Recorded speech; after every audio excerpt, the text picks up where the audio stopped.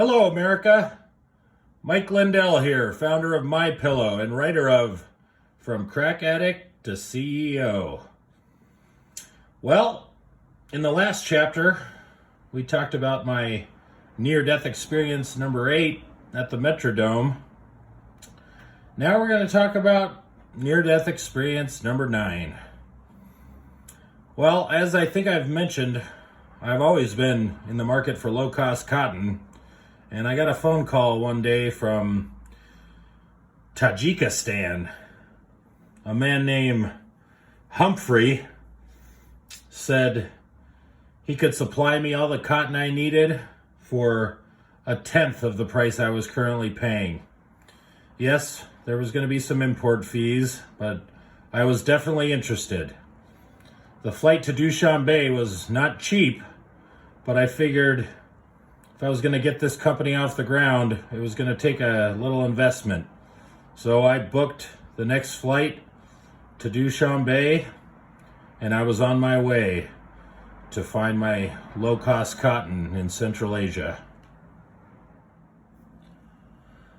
Well, I showed up in Dushanbe to meet my cotton contact. I was wearing my favorite half shirt with the Minnesota State logo on it and jean shorts. I would later come to find out that they took great offense to my wardrobe that day.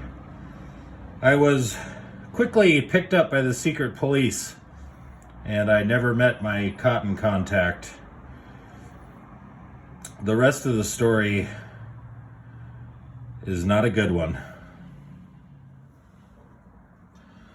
Well, I was interrogated by the head of the Special Forces for many, many days. They ran together, so I couldn't even guess how many days it was, but they just would not take my answer that I was there to purchase cotton. They were convinced I was a spy, and they wanted to know who sent me and why. And I had nothing to tell them. I started thinking maybe I should just make up a story and admit to being a spy and they'll let me go. But then I thought, well, my head will probably be cut off. So I stuck to my pillow story because it was the truth. They beat me mercifully for days and days. I developed a blood clot on my right leg that was really nasty, and they started to actually get worried about it themselves. So they said they were going to send me to a special holistic healer, which they did. The man's name was Gulbakor, and I think he genuinely wanted to help me. He was a nice man, and we had some good conversations about our mustaches. I think he believed me when I told him about my pillow story, but it wasn't his job to make that call. He was just trying to heal my ever-increasing blood clot that might end up killing me. Gulbakor was with me for about a week, giving me, I don't know what. Everything he gave me, I ate. Teas, I drank. And we stayed up late at night talking about philosophy and the infinite universe. Well, after a week with Gulbakor, things hadn't gotten any better.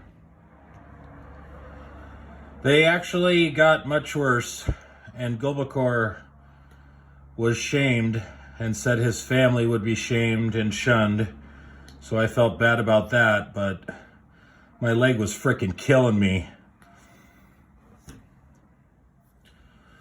Well, they tried one more time to interrogate me, but I just wouldn't break because I was telling the truth. They never found the ounce of coke up my keister, thank God. Crack, I should say. But as you can imagine, I was going through some terrible withdrawals at this time and couldn't wait to get my hand up there and get some of that stuff into a pipe. I was informed by the head of the secret police that they didn't have the facilities to treat me. They were done with me, whether I was a spy or not, and they were planning to ship me off on the first plane to Paris, where I spent 2 weeks in the ICU.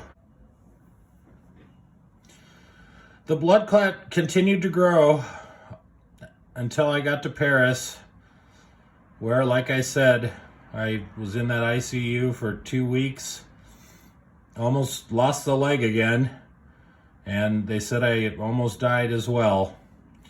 But I made it, and here I am, here to talk about it, write a book about it, and reap the profits of my pillow business. I hope you enjoyed Near-Death Experience number 9. We'll be back soon with number 10. Until then, Mike Lindell from Minnesota signing off. Have a good one.